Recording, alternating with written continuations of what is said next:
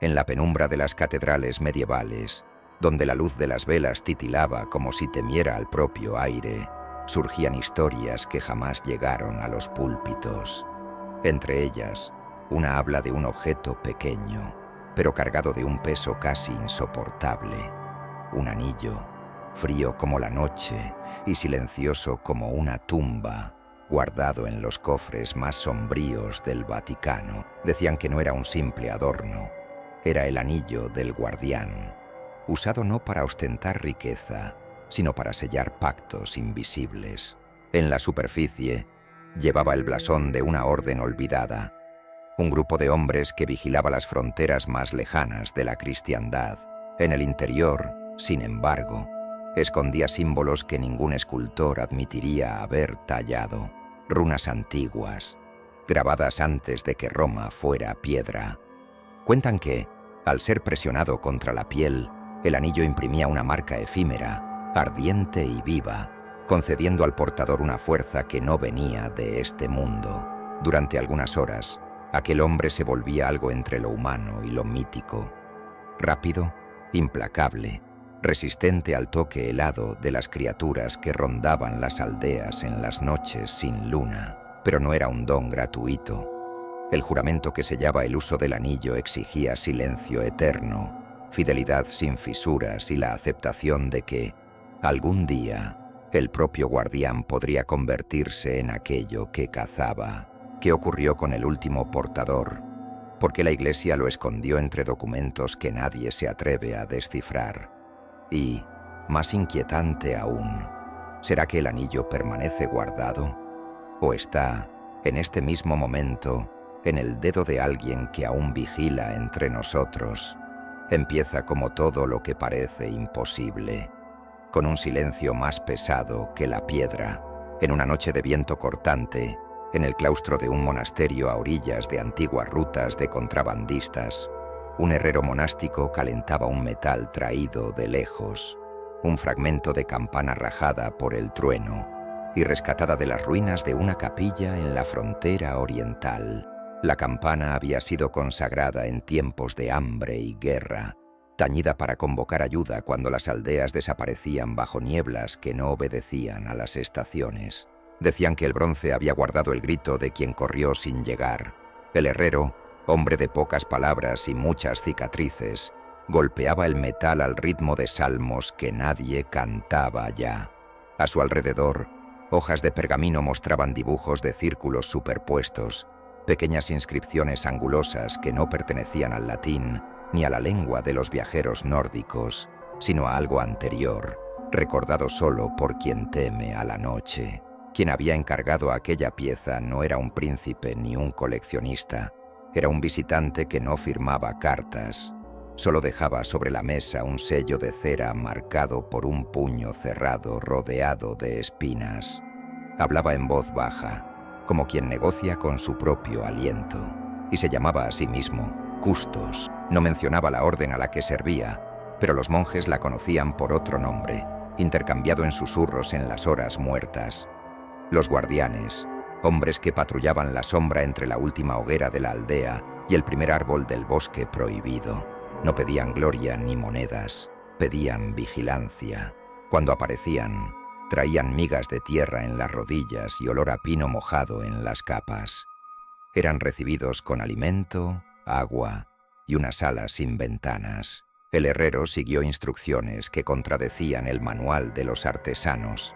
Para templar el metal, no sumergió el anillo en agua fría, sino en aceite perfumado con resina y hojas de una planta que solo nacía en cementerios antiguos. En el aro interno, antes de que la superficie terminara de enfriarse, grabó símbolos que había aprendido copiando piedras de un santuario derrumbado en la región de los pantanos. No eran letras, sino flechas de un mapa que apuntaba hacia el interior del cuerpo. Por fuera, moldeó el blasón aceptado por las cancillerías y los escribas, una rama de olivo cruzada con una llave, señal de misión autorizada. Por dentro, las runas torcidas se ordenaban como dientes de un animal dormido. Cuando el anillo estuvo listo, aún faltaba lo que lo haría único: El custos trajo un puñado de polvo gris guardado en un frasco de vidrio oscurecido y pidió que se soplara sobre la pieza mientras un texto se leía de atrás hacia adelante. El pergamino de esa lectura tenía bordes quemados y fecha incierta, pero mencionaba algo que los cronistas llamarían bendición apresurada, una protección que, como la luz de una vela, ilumina intensamente por poco tiempo. No se trataba de sacrilegio, sino de urgencia. Las aldeas necesitaban que alguien caminara entre los árboles cuando la luna decidía no nacer. Dice la leyenda que el primero en usar el anillo fue un hombre llamado Martim, hijo de campesinos, conocido por rastrear jabalíes y devolver niños perdidos a sus madres. Martim no se veía a sí mismo como un héroe. Tenía manos grandes, las uñas impregnadas de tierra y una mirada siempre atenta a los laterales del camino. Fue llevado ante los guardianes en una noche en que algo arañó la puerta de su casa y dejó marcas en la madera con olor a hierro viejo. 3 días después, vestía una capa sin blasones y seguía por la senda de ruinas hasta el patio estrecho de un priorato olvidado. Allí, un sacerdote de barba blanca le habló de promesas que no admitían testigos y le mostró el anillo, guardado en un cofre de cuero y cerraduras. La superficie externa, pulida como un espejo de agua, reflejaba una versión más silenciosa del mundo. El interior, cuando era tocado a la luz del fuego, parecía moverse, como si las runas respiraran. El juramento no se hizo al son de trompetas, nada de asambleas. En el pequeño oratorio, Martim escuchó un relato de hombres que caminaron antes que él, de los que encontraron presencias hambrientas en cruces de caminos abandonados y de los que se cansaron demasiado para volver. Fue advertido de que la marca del anillo duraría apenas unas horas, que su cuerpo soportaría heridas que antes lo derribarían, que los ojos verían donde todos veían oscuridad y que los pasos serían lo bastante ligeros como para engañar al suelo. Pero toda vela cobra el precio de la cera. En cada uso el anillo pediría un poco más del vigor futuro, como si robara del tiempo que aún no ha llegado. Martim asintió, sin prisa, como quien ya vivía una deuda con el mundo por haber nacido en el lugar correcto para escuchar lo que nadie se atrevía a decir. Para activar la bendición, enseñaban, era necesario un gesto casi doméstico: presionar el sello contra la piel sobre el corazón y recitar una secuencia corta de palabras que mezclaba una oración conocida con sílabas que parecían piedras cayendo en agua quieta. El bronce, calentado por la propia palma, transfería el sello de las runas como un rubor que se encendía bajo la carne, en un dibujo que nadie podría reproducir con tinta. La marca latía, acompasada al ritmo del pecho, y entonces el silencio alrededor se retraía, como un animal que vacila antes del ataque. Esas señales, decían los pocos que las vieron, se apagaban al amanecer, dejando solo un cansancio afilado y olor a humo en ropas que no habían estado cerca del fuego. Los guardianes mantenían sus nombres lejos de los pergaminos oficiales, pero sus sellos estampaban cartas que pedían pasos abiertos, caballos y guías. Los escribas conocían la forma del sello externo, grabado en la cera roja de los portulanos y en las misivas que cruzaban diócesis. Era un modo de existir y desaparecer al mismo tiempo. Aceptaban el sistema de sellos, timbres y chancela, mientras preservaban, oculto en el interior del anillo, el mecanismo de su verdadera obra. La superficie alimentaba la burocracia, el vientre guardaba el secreto. El rumor viajó deprisa entre mercaderes y soldados. Un hombre caminaba por los alrededores de los pantanos, cuando los perros dejaban de ladrar y los pájaros callaban de repente. El hombre pasaba, y tras él, la noche parecía apartarse por un instante, como una cortina sacudida por un viento sin origen. Quienes se cruzaban en su camino decían que Martim tenía las manos frías y la mirada de quien reconoce rastros en piedra lisa. En cada aldea pedía permiso al anciano, encendía una vela en la capilla y partía antes del canto del gallo. En su dedo, el aro discreto que muchos confundían con una herencia de familia.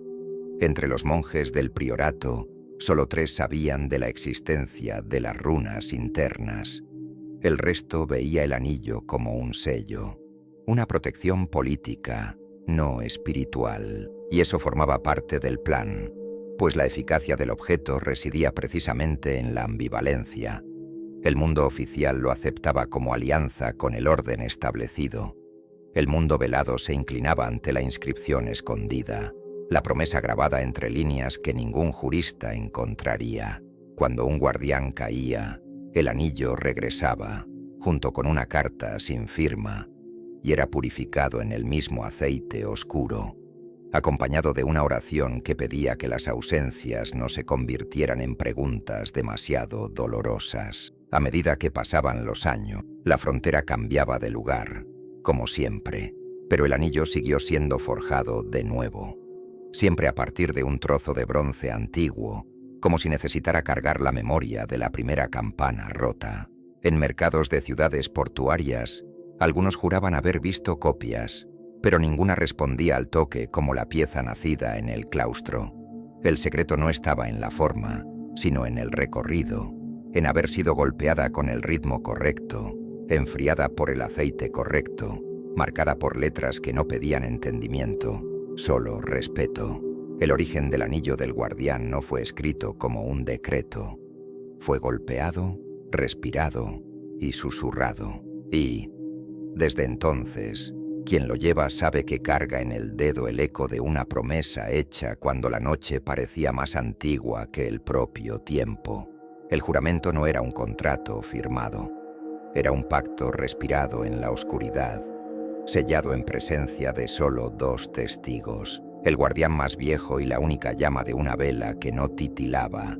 Incluso en la corriente de aire, el candidato se arrodillaba sobre una alfombra gastada, ante un altar de piedra manchado por siglos de aceite y cera.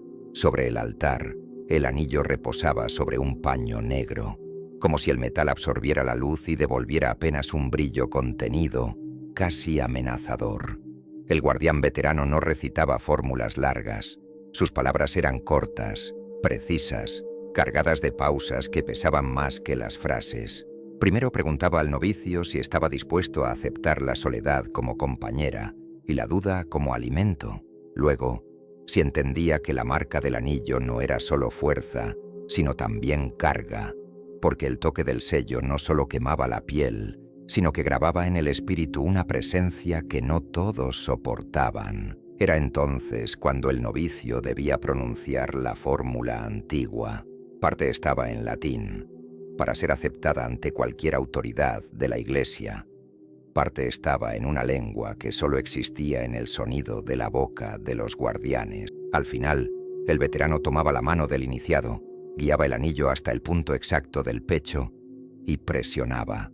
El metal parecía frío solo en el primer instante. Enseguida un calor febril subía por la carne y se esparcía por el cuerpo. La marca surgía como brasas dibujando el patrón de las runas internas. No era tinta, no era corte.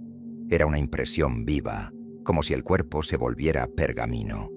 La marca tenía el poder de ahuyentar el toque de las criaturas de la noche, donde manos heladas o garras se acercaban. El aire temblaba y retrocedía, pero también atraía las miradas de todo lo que vivía entre la luz y las tinieblas. Un guardián marcado podía caminar entre los aldeanos sin ser notado, pero en el corazón del bosque, las presencias sabían que él estaba allí, y lo reconocían. La bendición no duraba más que un ciclo de la luna sobre el horizonte. Por eso, se usaba solo cuando era necesario. El anillo no se gastaba, pero el cuerpo del hombre sí. Muchos veteranos cargaban huesos doloridos y cicatrices que no venían de heridas visibles. Algunos decían que, al dormir, aún sentían el peso de la marca latiendo bajo la piel, incluso meses después del último uso. Además de la bendición, existía el vínculo invisible, una especie de hilo que unía a todos los portadores, vivos y muertos. En momentos de peligro extremo, algunos relataban oír un murmullo, como si voces antiguas orientaran sus pasos. Para la iglesia oficial, eso era superstición. Para los guardianes, era la certeza de que nunca estaban completamente solos, aunque no siempre supieran si esa presencia los guiaba o los vigilaba. Las misiones variaban. Un guardián podía pasar semanas solo vigilando un punto en el camino, observando quién entraba y salía de una aldea. Otras veces, seguía solo por senderos de piedra cubierta de musgo, persiguiendo señales casi invisibles, huesos dispuestos en círculos, árboles marcados con símbolos desconocidos, manchas en el suelo que se movían con la luz de la luna. En esas ocasiones, el anillo se activaba y la marca, encendida. A partir de ahí, el guardián sabía que el tiempo corría en su contra. Lo más temido no era enfrentarse directamente a las criaturas, era encontrar vestigios de que algo había pasado, pero no saber si estaba cerca o lejos. En esas horas, la marca parecía arder más, como si reaccionara a una proximidad invisible. Los relatos de los veteranos hablaban de sombras que cambiaban de forma, pasos que resonaban aún sin cuerpo que los produjera, y voces infantiles llamando por nombres que nadie recordaba ya. El juramento también incluía una cláusula silenciosa: no revelar jamás la existencia de las runas internas del anillo a quien no fuera de la orden. Había casos de mercaderes, nobles o incluso sacerdotes que pedían verlo de cerca, por curiosidad o codicia. El guardián mostraba solo el sello externo, limpio, con el blasón conocido. El verdadero poder quedaba oculto, como si fuera solo un rumor entre rumores. Romper el juramento era más que traicionar a la orden, era exponerse a un riesgo que nadie sabía explicar. Pero todos temían. Algunos decían que la marca, una vez usada sin el compromiso de la promesa, quemaba al portador de dentro hacia afuera, hasta que solo quedaba el aro vacío. Otros creían que el anillo, al ser profanado, simplemente olvidaba cómo despertar la bendición, convirtiéndose en un objeto inerte. Pero todos coincidían en algo. Ningún traidor vivió lo suficiente para contarlo. En tiempos de guerra, algunos guardianes fueron enviados a fronteras distantes, no para luchar como soldados, sino para asegurar que ciertas cosas no cruzaran las líneas. No importaba si el enemigo era humano o no. En las crónicas militares, esos hombres aparecían como exploradores, mensajeros o batidores. En los relatos internos, eran cazadores de presencias que acechaban los campos devastados. La marca dejada por el anillo nunca era idéntica de un guardián a otro. Pequeñas variaciones en el trazo de las runas indicaban linaje de entrenamiento, como si cada maestro transmitiera un detalle único a su aprendiz. Con el tiempo, eso creó una especie de genealogía secreta, conocida solo por los más viejos de la orden. Reconocer esas diferencias era como leer la historia invisible de una guerra que el mundo desconocía. Para el guardián, llevar el anillo era llevar también una sentencia. Sabía que su fin difícilmente vendría de vejez. Aún así, aceptaban el juramento, porque comprendían que, sin ellos, las historias susurradas sobre criaturas de la noche quizá dejarían de ser solo historias y se convertirían en visitas. Por eso, cada vez que el anillo pasaba a un nuevo dedo, un silencio pesado caía sobre todos los presentes. No era tristeza ni luto, sino la percepción de que en ese momento alguien aceptaba cruzar la línea donde la fe y el miedo se confundían y de donde pocos volvían siendo los mismos. La primera misión de Martim empezó con una carta sin firma y un mapa dibujado a carbón, tan gastado que las curvas del río parecían venas viejas. La orden era clara en su sutileza: llegar a una aldea rodeada de cañaverales, donde los niños habían dejado de soñar. No lloraban de noche, no hablaban de pesadillas, no llamaban a sus padres, simplemente despertaban pálidos, con un vacío en la mirada, como quien tuvo algo arrebatado mientras dormía. El anciano local juraba haber visto a lo lejos siluetas paradas en los bordes del campo, inmóviles, como espantapájaros que aprendieron a respirar. Martín llegó al atardecer, cuando las sombras adquieren una segunda vida. La capilla, pequeña y decente, guardaba un crucifijo de madera lleno de astillas. Encendió una vela, no tanto por devoción como por protocolo. Luego caminó lentamente por las callejuelas, notando cómo las ventanas estaban sin cortinas, no por descuido, sino por resignación. La gente quería ver lo que viniera, como si ya no hubiera energía para fingir normalidad. Una mujer delgada, de manos firmes, lo interpeló. Si vino a prometer, váyase. Si vino a vigilar, quédese. Él solo asintió y pidió agua. Pasó el día siguiente observando marcas que otros no veían, matas de hierba dobladas en la misma dirección, huellas demasiado superficiales para ser humanas, la paja de los cañaverales torcida a la altura del pecho de un hombre. El viento soplaba en sentido contrario al doblez de las hojas. Por la noche, cuando la luna todavía tanteaba el cielo, tomó la decisión que venía posponiendo desde que recibiera la carta. En una habitación prestada detrás del altar, abrió la pequeña caja de cuero y sacó el anillo. Posó el sello sobre la piel encima del corazón y murmuró las sílabas que le habían enseñado. Mezcla de oración y piedra. El metal se calentó bajo su propia mano. La marca se encendió, primero tímida, luego firme, como brasa que encuentra aire. El mundo alrededor se volvió nítido de un modo incómodo. El silencio ganó textura, como si pudiera palparse. Salió sin hacer ruido y entró en los cañaverales. Los tallos altos rozaban sus hombros, pero no dejaban marcas. Los pasos se volvieron ligeros, casi ingratamente ligeros, como si el suelo aceptara su peso por misericordia. La marca en el pecho latía con un ritmo propio y, a cada latido, él sentía una resistencia en el aire, una oposición a lo que fuera que rondara. Se detuvo cuando oyó un arrastre lejano, distinto de cualquier animal de la región.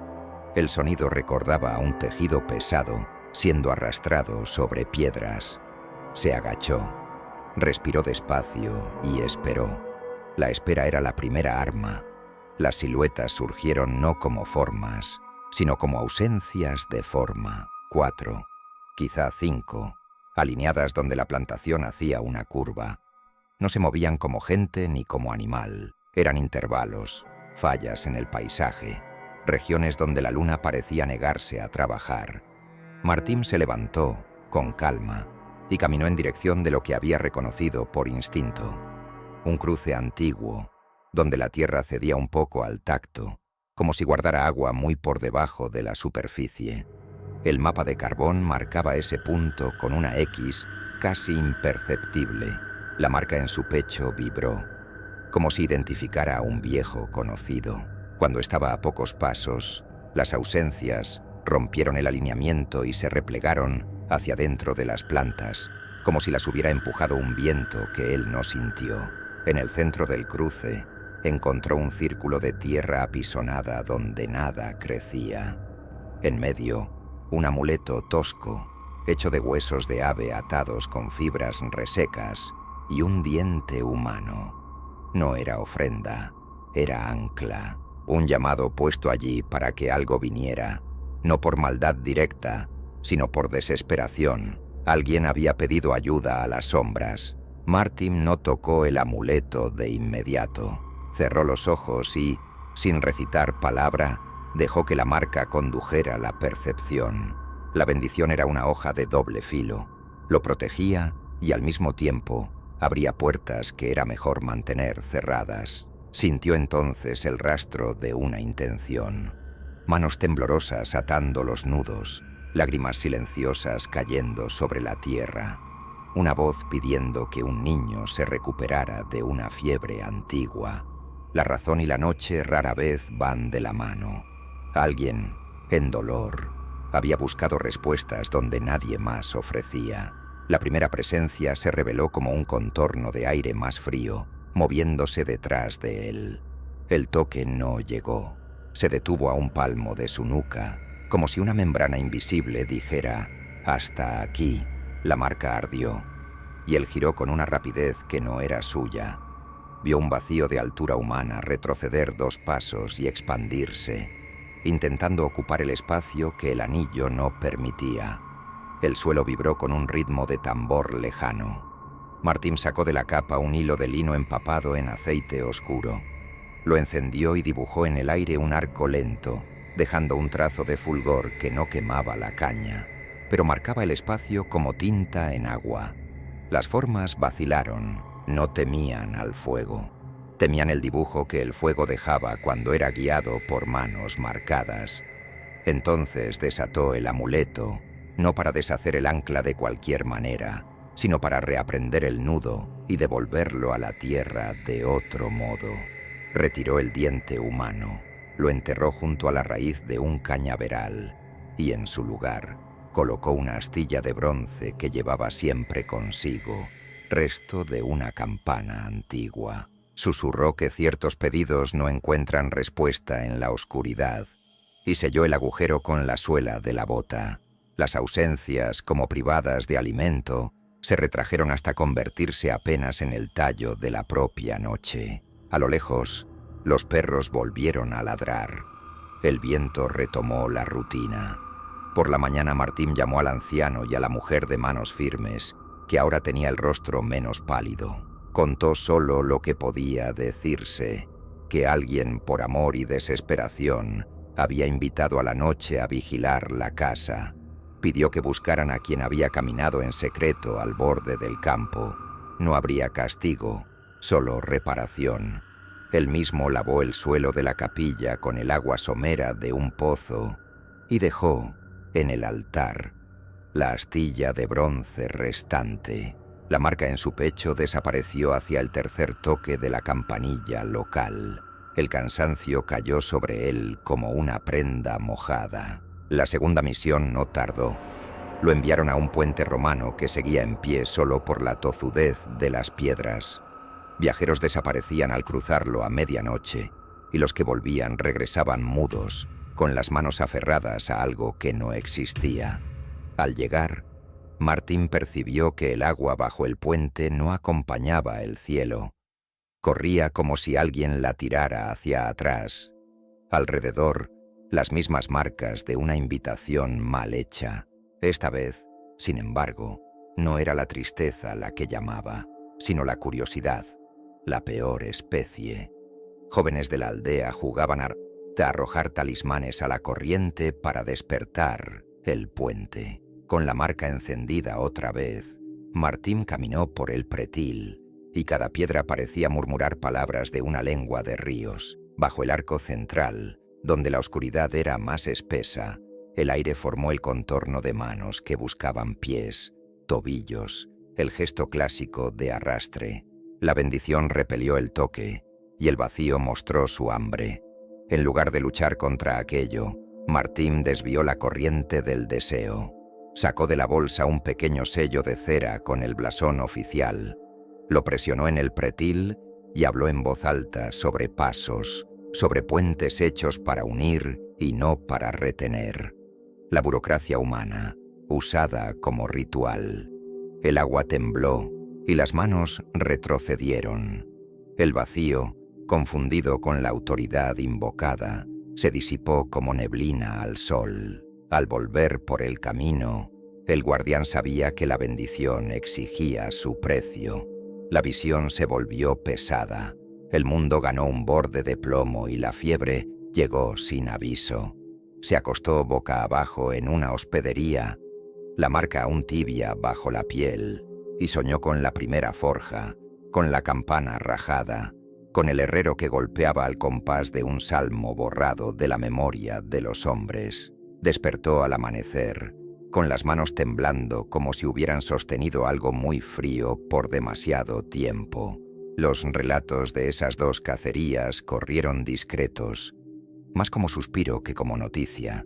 Nadie hablaba del anillo. Se hablaba de un hombre que llegaba cuando nadie más tenía palabras. Se hablaba de una presencia que no dejaba que la noche olvidara quién era. Martín seguía, de aldea en aldea, con la marca apagada y el cuerpo aprendiendo en silencio el catálogo de las sombras. Empezaba Nyah a entender que la mayor tarea no era alejarlas, sino deshacer las invitaciones que los humanos insistían en enviarles, con la esperanza de curas rápidas, respuestas fáciles o apenas una emoción distinta del tedio y del dolor. La carta que llegó al priorato no traía sello alguno, solo un fragmento de pergamino enrollado y atado con hilo de lino oscurecido por el tiempo. Dentro había un dibujo simple: 3 círculos concéntricos, con un punto en el centro y una línea atravesándolos. No había firma, pero Martín sabía que aquel símbolo pertenecía a un lugar que la orden evitaba nombrar, un monasterio abandonado en lo alto de un acantilado, donde las paredes aún conservaban frescos de santos sin rostro. Según relatos antiguos, la comunidad que habitó allí desapareció en una sola noche, dejando comidas servidas, velas encendidas y libros abiertos, como si alguien hubiera interrumpido una lectura para atender un llamado. La población local decía que el viento en el acantilado a veces traía el sonido de pasos en procesión, incluso cuando la ladera estaba desierta. Para la orden, aquel lugar era más que superstición. Era un punto de intersección, donde las fronteras entre lo visible y lo invisible eran más finas que el filo de un cuchillo.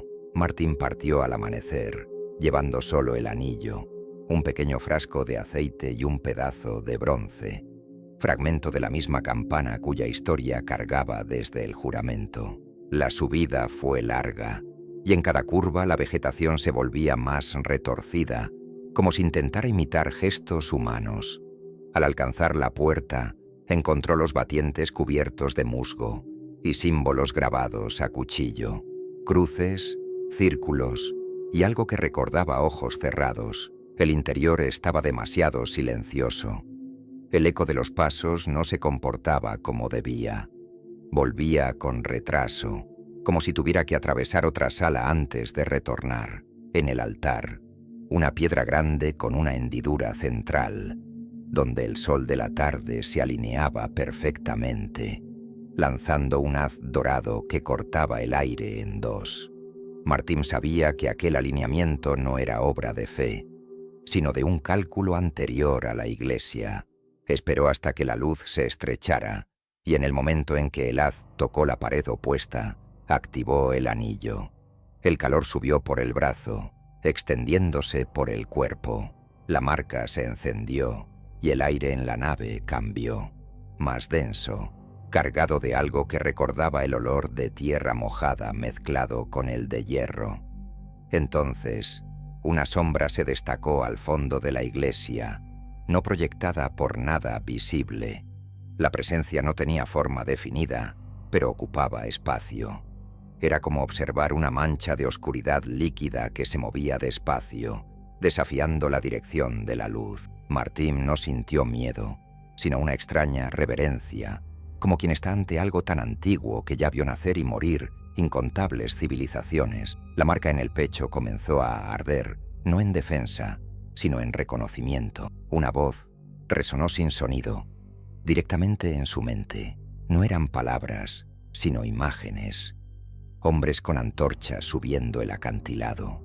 Un anillo diferente, mayor, siendo enterrado dentro de la piedra del altar, y una promesa sellada con sangre. Martín comprendió que el objeto que llevaba era solo una herencia tardía, una versión debilitada de un pacto mucho más antiguo. La presencia mostraba también que aquel primer anillo no había sido usado para proteger, sino para convocar. La sensación de vínculo creció. Martín se vio de pie, pero al mismo tiempo en los ojos de otro hombre, siglos antes, presionando un sello contra su propio pecho y sintiendo la marca inflamarse. Pero en ese pasado no había bendición. Había un vínculo de servidumbre, una entrega voluntaria de sí a algo que vivía más allá del entendimiento humano. La imagen fue cortada por un golpe seco. La puerta del monasterio cerrándose sola. La presencia se acercó. Martín percibió que a pesar de su vastedad, estaba presa allí, como una fiera contenida por cadenas invisibles. Las runas internas del anillo reaccionaron, brillando en un patrón que él nunca había visto, como si estuvieran siendo leídas por aquella entidad.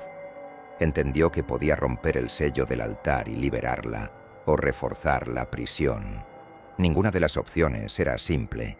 El haz de luz que atravesaba la hendidura comenzó a moverse con el atardecer. Sabía que, cuando la luz se apagara, algo cambiaría. Quizá la cadena se aflojaría. Entonces, retiró el fragmento de bronce y lo presionó contra la piedra, exactamente donde la marca en su piel latía con más fuerza. Murmuró las palabras de activación, no para sí, sino para el espacio entre él y la presencia. La reacción fue inmediata. Un viento gélido sopló desde dentro de la hendidura, y la entidad retrocedió como si el bronce tuviera memoria de un toque anterior. Sin embargo, antes de replegarse, la presencia envió una última imagen. Martín, en un futuro no muy distante, caminando solo por una carretera desierta, con la marca encendida y ninguna aldea delante, y detrás de él, pasos múltiples, pacientes, siguiendo el mismo compás. Cuando el haz se apagó, el aire pareció aligerarse, como si un peso hubiera sido retirado temporalmente. El guardián guardó el bronce, sintiéndolo más frío que antes, y dejó el monasterio sin mirar atrás. Durante el descenso, el silencio de la ladera parecía diferente, menos vacío, pero también menos amenazador. Al regresar al priorato, no relató todos los detalles, solo dijo que la amenaza había sido contenida, pero que no estaba extinguida. Dejó, sin embargo, una recomendación inusual: que nadie más fuera enviado al acantilado, a menos que hubiera señales de que la luz había vuelto a alinearse. El maestro guardián solo asintió, como quien entiende la gravedad de algo que no se escribe en los registros. De noche, Martín despertó con la sensación de estar de pie, aunque estaba acostado. Su mano buscó instintivamente el anillo y encontró el metal frío, inmóvil. No obstante, juraría haber sentido la marca latir una sola vez. No como un aviso, sino como un saludo. Sabía que no había derrotado a aquella presencia. Solo había pospuesto el momento del encuentro definitivo, y de algún modo comprendía que el anillo, pese a su función de protección, había sido desde el inicio un vínculo, un puente entre dos mundos que, por motivos oscuros, aún insistían en tocarse. Los corredores del priorato, que antes sonaban como abrigo, pasaron a resonar para Martín como un tambor de fondo, un ritmo sin dueño, una cadencia que recordaba pasos contados. El regreso del acantilado había cambiado más que el cuerpo cansado. Había desplazado la línea donde terminaba la obediencia y empezaba la pregunta. En la sala de reuniones, el maestro guardián recibía informes bajo la luz pálida de una lámpara, y los pergaminos se apilaban con la paciencia del polvo. Martín habló poco, eligió verbos simples, pero el silencio posterior fue demasiado largo para ser casual. Percibió en los ojos del maestro ese brillo profesional de quien mide una balanza invisible, peso del secreto contra peso del orden.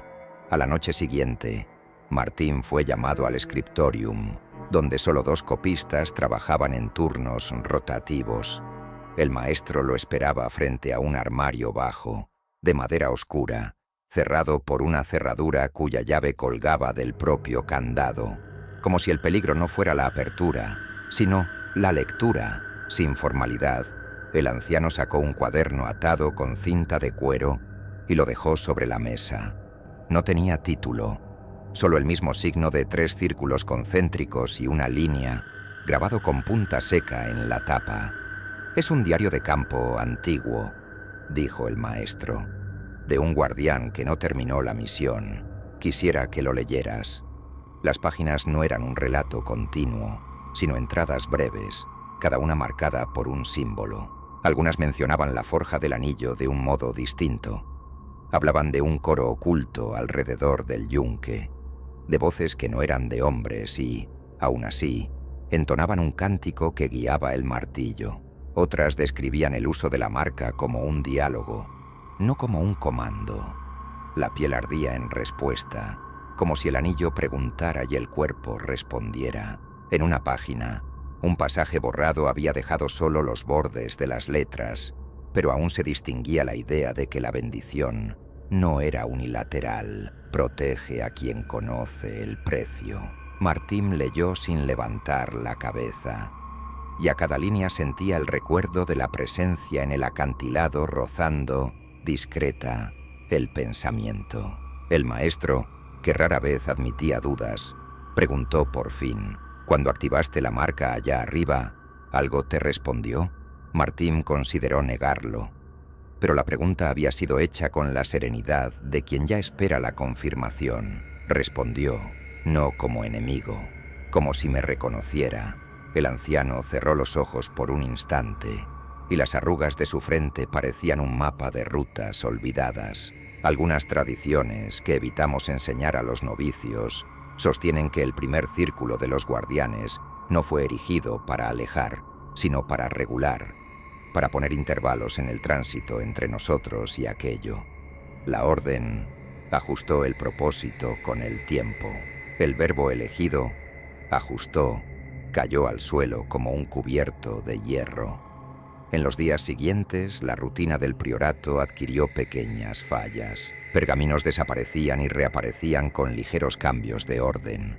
Las centinelas cambiaban de turno sin aviso, y los recados del exterior llegaban doblados de manera distinta, como si manos diferentes probaran la intimidad de los papeles. Martín, cada vez más, percibía las señales de un conflicto mudo entre líneas internas que nunca se cruzaban a la luz del patio. Estaban los que deseaban reforzar el secreto, y estaban los que preferían olvidar. En medio, los que usaban el anillo sin preguntar de qué río se había sacado el metal.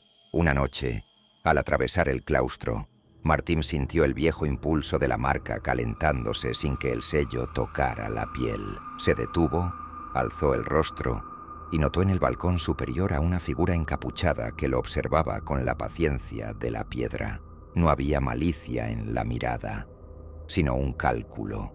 La figura desapareció como quien cumple una lista. Confirmar que Martín sentía sin el toque. Él entendió el recado. No era el único atento.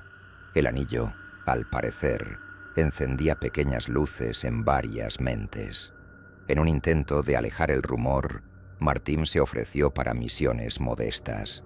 Escoltar a un fraile por un valle donde las cruces de la vera del camino habían sido vueltas. Investigar una cadena de grutas húmedas que susurraban nombres de santos incompletos. Vigilar un molino cuyo eje giraba de madrugada sin viento. En cada lugar buscaba más las invitaciones humanas que las presencias, y, en cada resolución, guardaba la bendición para el último momento, como si quisiera medir el tamaño de la noche sin el filtro del anillo. Pero la marca, aún dormida, latía a veces en el hueso, un recordatorio inconveniente de que el vínculo estaba activo incluso sin señal externa. Fue durante una de esas diligencias menores, en una aldea de tejedores, que Martín encontró a una mujer anciana, guardiana de hierbas y nacimientos, que lo miró con la franqueza de quien ya no tiene tiempo para rodeos. «Ese aro, muchacho, no es solo tuyo», dijo, sin rodeos. «Es del camino». Contó que cuando era niña, vio a un hombre con el mismo peso en los hombros y la misma reserva en la mirada. Él había dejado bajo la piedra del pozo un objeto de bronce con grabados que no eran del latín ni de las runas de los mercaderes. «Tu anillo habla con el agua», susurró. Martín pidió ver la piedra del pozo. Había en efecto en el rincón húmedo un pequeño corte donde cabría una moneda gruesa. Al aproximar el aro, sin tocar, sintió un frío subir por el puño, como cuando el cuerpo recuerda una enfermedad antigua. El metal reconocía la ranura reconocía el metal. De regreso al priorato, Martín pidió acceso a los mapas de las rutas de misiones antiguas. Los solicitó con la cortesía de siempre, pero el pedido atravesó corredores como una espina. Recibió, al fin, un rollo con puntos marcados en tinta marrón, conectados por líneas que dibujaban un circuito lento, paciente, repetido a lo largo de muchos años. Lo que antes parecía itinerario de socorro, se volvía ahora el contorno de un gráfico. En cada ciclo, las misiones hacían las mismas curvas, tocaban las mismas piedras, confirmaban o alimentaban las mismas hendiduras. La orden patrullaba y, al patrullar, mantenía el trazado vivo. Era protección, sí, pero era también mantenimiento. Martín llevó el mapa a la capilla menor, aquella donde los guardianes se arrodillaban cuando el cuerpo quería ceder antes que la mente. Extendió el pergamino en el suelo, colocó el anillo en el centro y observó cómo la luz de la lámpara dibujaba una sombra circular alrededor del aro. La sombra tocaba puntos del mapa como si estuviera hecha de punteros. En un impulso que no era hábito, susurró al vacío: ¿cuál fue el primer gesto? La respuesta vino en el modo de la marca. Un ardor breve, sin dolor, y un recuerdo del sonido que hace el bronce cuando fisura bajo el rayo. El primer gesto había sido un estallido. Todo desde entonces era reparación. Las conversaciones con el maestro se volvieron más espaciadas, no por alejamiento del afecto, sino por cuidado. Ambos sabían que había oídos en la madera. En un último intercambio franco, el anciano dijo: una orden que pretende vigilar la frontera necesita tocarla. Tocando se ensucia las manos. El error no es tocar, es olvidar que tocó. Martín guardó la frase como quien graba una runa nueva en un espacio sin espacio. La desconfianza, sin embargo, no se convirtió en abandono. En cambio, moldeó un nuevo tipo de obediencia, la que elige cuándo callar y cuándo contrariar. En las misiones siguientes, él pasó a llevar consigo 2 objetos adicionales: un puñado de sal fina, humildísima pero antigua como lágrima, y pequeños fragmentos de cerámica sin valor, hallados en escombros de casas comunes. Aprendió que remendar invitaciones humanas exige cosas mortales, próximas a la mesa y al suelo. El anillo, cuando por fin tocaba la piel, ya no era la primera respuesta, sino la última. Y aún así, cada vez que la marca brillaba, Martín sentía la presencia del acantilado, paciente, del otro lado de todos los corredores. Fue en una madrugada lluviosa cuando llegó el recado que rompería la cuerda floja entre lealtad y pregunta. Un mensajero, empapado y febril, entregó una pastilla de cera con el sello oficial y susurró antes de desmayarse: desaparecieron los nombres en el libro. El libro era la lista de guardianes en el campo, el único registro que la orden aceptaba mantener bajo triple protección. Si los nombres habían desaparecido, alguien había decidido que nadie regresaría por la vía oficial, solo por la memoria de quien los amó, o por el ruido que hacen los ausentes cuando cambia el viento. Martín sostuvo la pastilla demasiado tiempo, hasta sentir que el calor de su mano ablandaba la cera. El blasón externo del anillo marcó la superficie. Firme, obediente. Entonces, supo que la próxima carretera no sería solo contra las criaturas sin contorno, sino contra las sombras de dentro, y que el metal en su dedo, ese mediador entre bendición y pregunta, sería llamado a decidir por quién, al fin y al cabo, se dejaría leer. La desaparición de los nombres en el libro no se trató como una emergencia visible. No sonó ninguna campana, no se convocó ninguna reunión. El priorato siguió respirando al mismo ritmo, pero el aire parecía más pesado, como cuando una tormenta se aproxima y las hojas de los árboles muestran el envés al viento. Martín percibió el cambio en los gestos pequeños, monjes que miraban 2 veces hacia atrás al cruzar el claustro, cartas que llegaban con la cera todavía demasiado caliente como para haber venido de lejos, velas apagadas antes de tiempo como si ahorraran luz para un momento específico. Los guardianes que regresaban de las misiones llegaban más silenciosos, evitando el patio, yendo directo a las celdas. No había relatos escritos, solo miradas que pesaban más que los informes. Y, sin embargo, la orden seguía enviando a otros a los caminos, como si la lista ausente fuera apenas un detalle administrativo. Martín sabía que no lo era.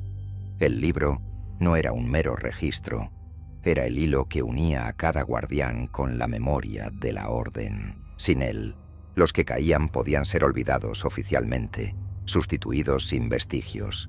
El maestro guardián llamó a Martín en una madrugada lluviosa. La sala estaba más oscura de lo habitual, las ventanas cubiertas por paños gruesos. Sobre la mesa, 3 objetos: el libro, cerrado, una caja de madera sellada con plomo y el anillo de un guardián que no había vuelto. El maestro dijo apenas: algunos nombres pueden haber sido retirados, no por el tiempo, sino por elección, y cuando el nombre sale, la marca también se apaga. El guardián, a todos los efectos, nunca existió. Martín no respondió. La idea de que el anillo pudiera perder su memoria de un portador vivo lo atravesó como una hoja. La caja de madera, al abrirse, reveló fragmentos de pergamino con inscripciones idénticas a las runas internas del anillo. Eran pedazos que, juntos, formaban una secuencia mayor, incompleta. El maestro explicó que cada anillo de la orden llevaba solo una parte de ese texto, no por casualidad, sino para que ningún guardián por sí solo pudiera leer el conjunto. El libro era la única pieza que reunía el todo. Ahora, sin él, lo que queda está disperso en los dedos de quienes aún viven y en los dedos de quienes nos traicionaron. Martín recibió la misión de localizar 2 de esos anillos desaparecidos, no para devolverlos a la orden, sino para impedir que fueran usados fuera de la vigilia. La instrucción final del maestro fue extraña. Si hace falta, usa el blasón externo, no el interno. Aún no. La primera pista lo llevó a un monasterio en ruinas, usado como refugio por mercaderes. Uno de ellos, un hombre de ojos estrechos y manos cubiertas por guantes de cuero, ofreció vino antes de cualquier conversación. Martín lo rechazó y pidió ver los pergaminos que el mercader decía haber encontrado en el altar. El hombre sonrió de un modo que no llegaba a los ojos y, sin quitarse los guantes, puso sobre la mesa un aro de bronce sin brillo. Martín supo, por el peso silencioso en el aire, que era un anillo de la orden.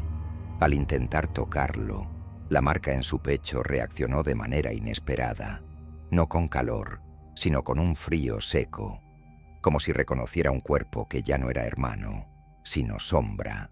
El mercader lo notó y retiró el aro rápidamente.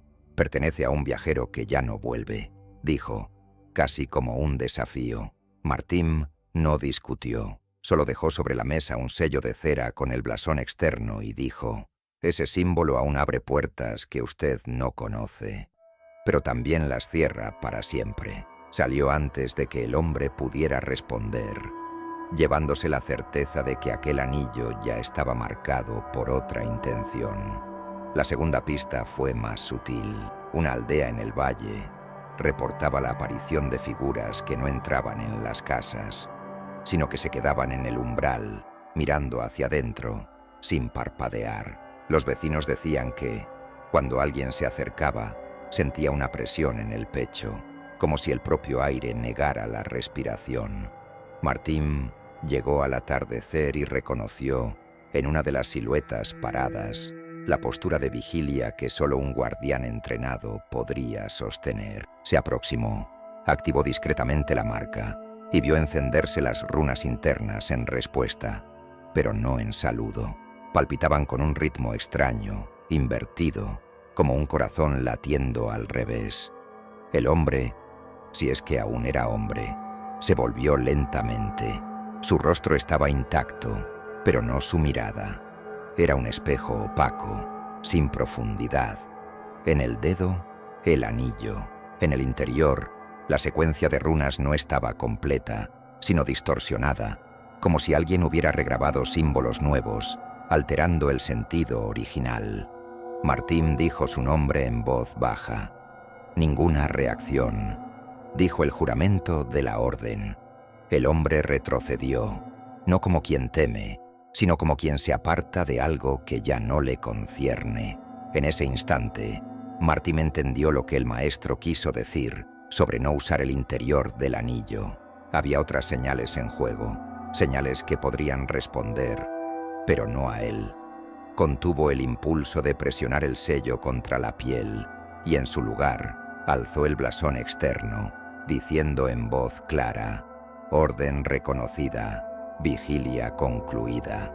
Las palabras autorizadas por el símbolo visible crearon un silencio nuevo. El hombre se detuvo, miró hacia el horizonte y simplemente se alejó, como si hubiera recibido una orden largamente esperada.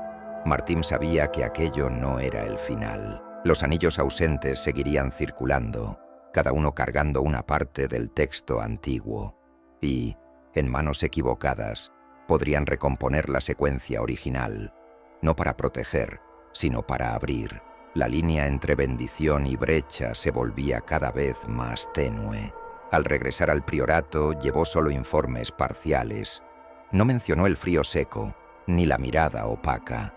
El maestro escuchó en silencio y, al final, puso delante de él su propio anillo, aún en el dedo. Mientras el tuyo siga respondiendo, tienes elección. Cuando deje de responder, no dudes. Destrúyelo antes de que alguien lo lea. Esa orden no estaba en los registros oficiales. Era un pacto nuevo, forjado en el corredor estrecho entre la confianza y el temor. Martim dejó la sala con la sensación de que, de ahora en adelante, su vigilia no era solo contra lo que venía de fuera, sino contra las sombras que día tras día cobraban forma dentro de las propias paredes de la orden. Y aquella noche, cuando tocó el anillo por costumbre, no lo activó.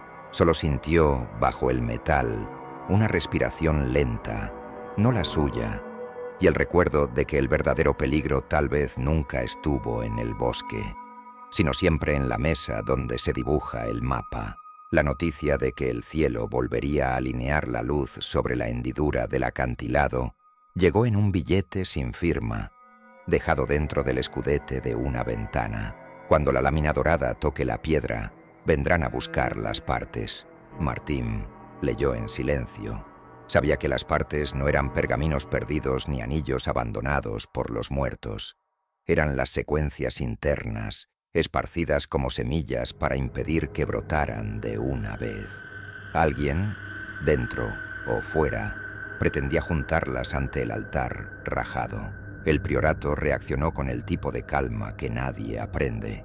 Pocos pasos, órdenes murmuradas, puertas que se cierran como párpados. El maestro guardián llamó a Martim a la capilla pequeña y, sin rodeos, colocó sobre la mesa un paquete envuelto en tela áspera. Dentro había sal, la cerámica común de las casas y el fragmento de bronce que Martim había llevado desde las primeras cacerías, ahora grabado con un trazo nuevo. Una raya corta, casi una cicatriz en el metal. «Si tienes que elegir», dijo el maestro, «recuerda que un puente también es una frontera cuando se lo mira del revés». Martim asintió.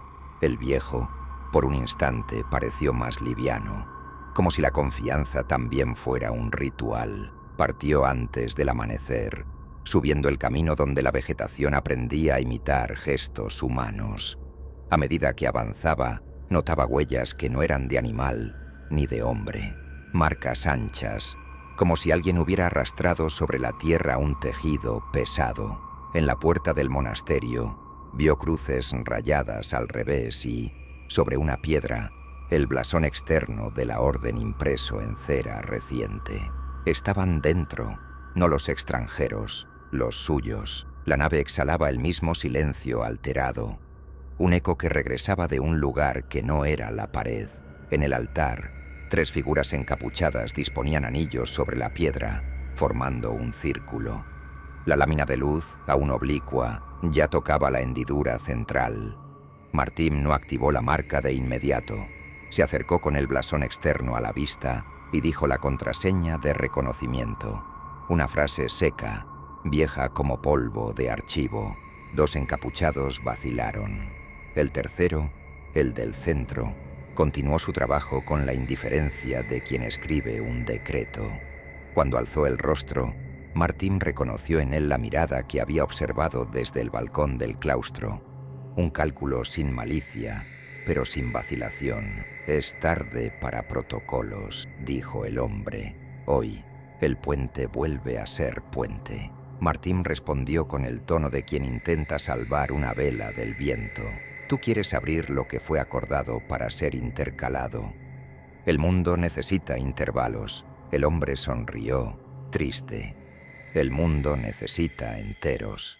Entonces, tocó el sello en su propio pecho y con un movimiento rápido presionó un segundo anillo sobre la marca encendida.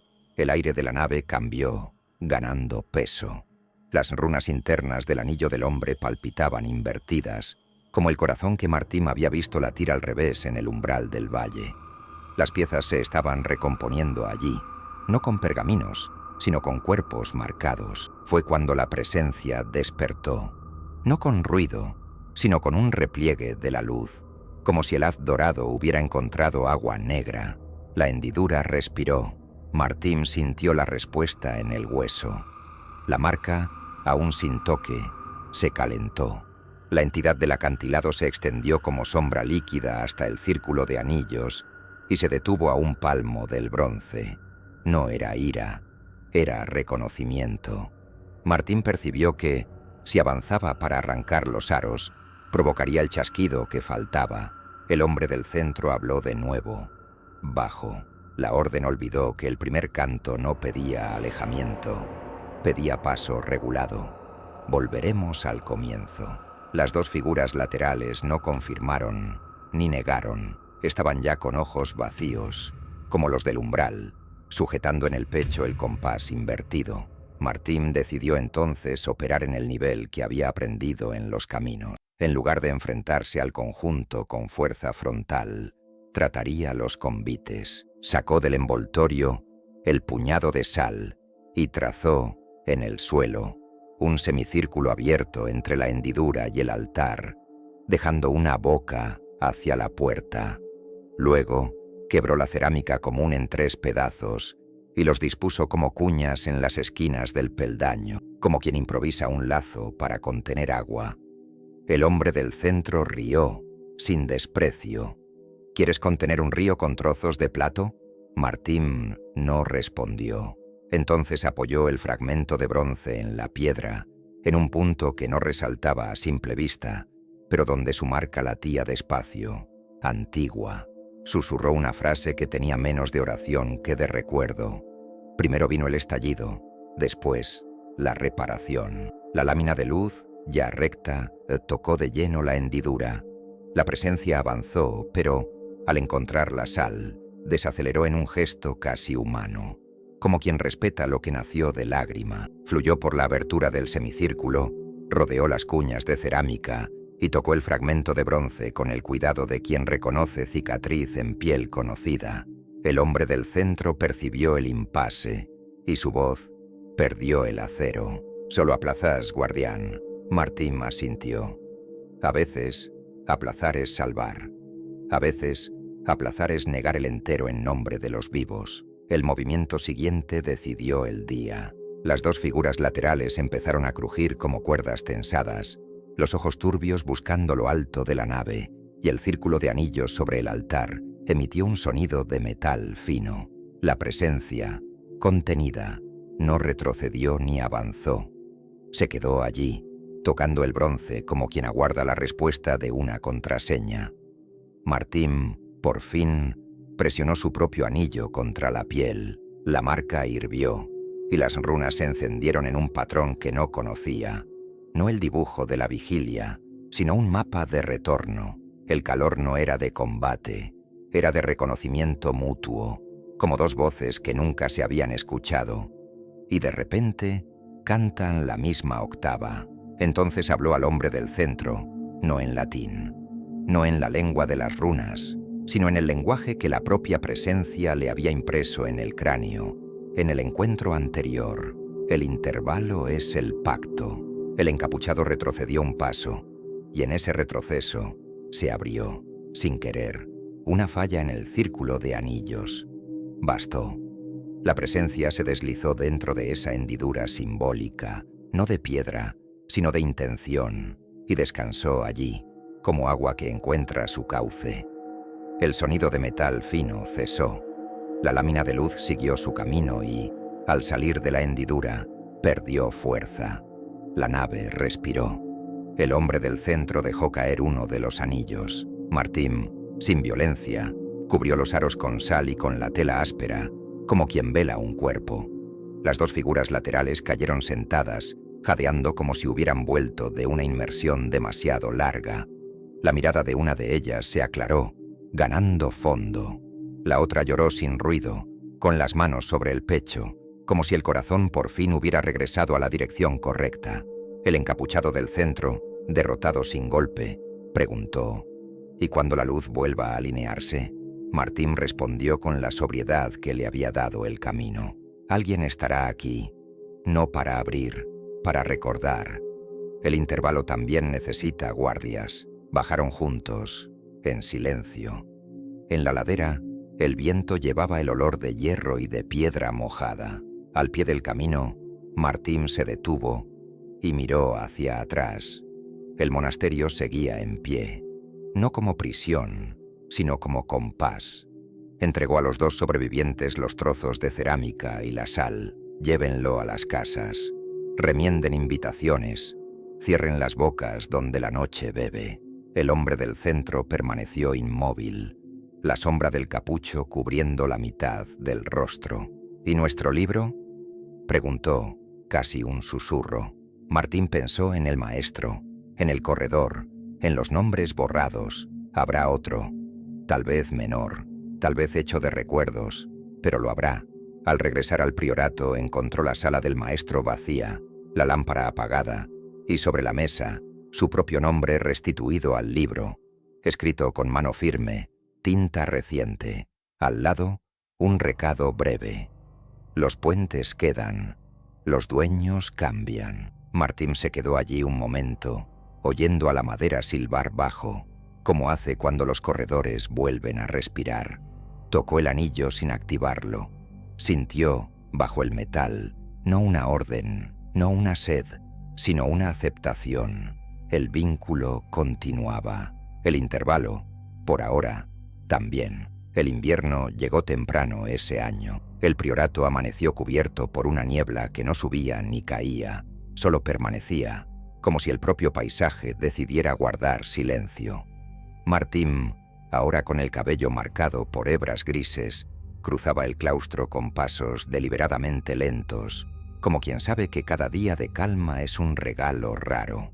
El anillo estaba en el dedo, discreto como siempre, pero algo en él había cambiado. Ya no era un peso ni una promesa de fuerza.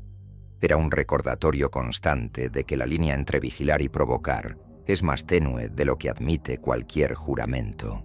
Desde el enfrentamiento en el acantilado, la orden se reconfiguró.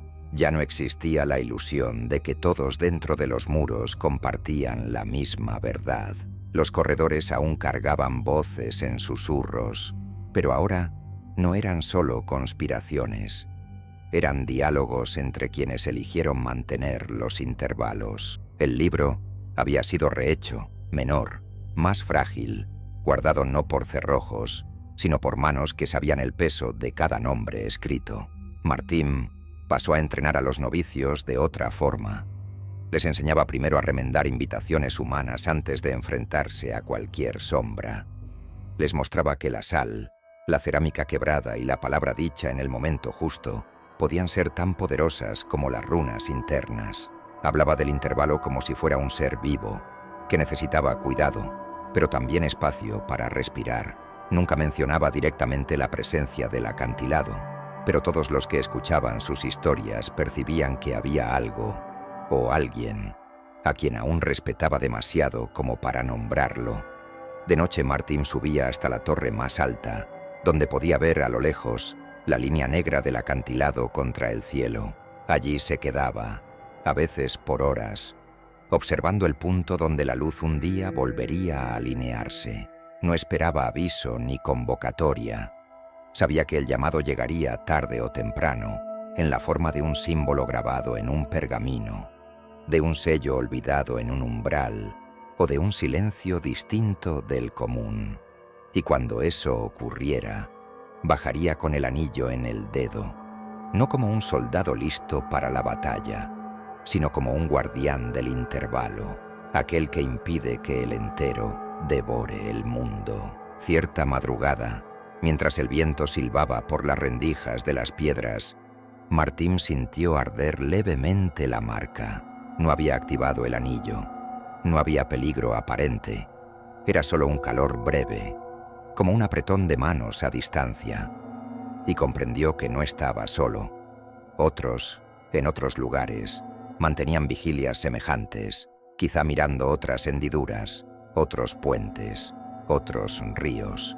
La red invisible aún latía, no para subyugar ni para liberar, sino para mantener el compás. Sonrió, una sonrisa discreta, y bajó de la torre.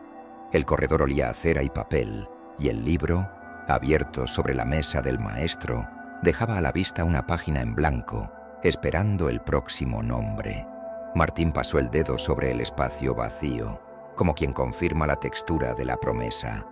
El anillo, frío y silencioso, parecía comprender, porque sabía más que nunca que ciertas respuestas no están en cerrar o abrir puertas, sino en mantenerlas en el ángulo correcto, el tiempo necesario. Las respuestas que buscas están en las preguntas que nadie se atreve a hacer. Hasta el próximo buceo en lo prohibido.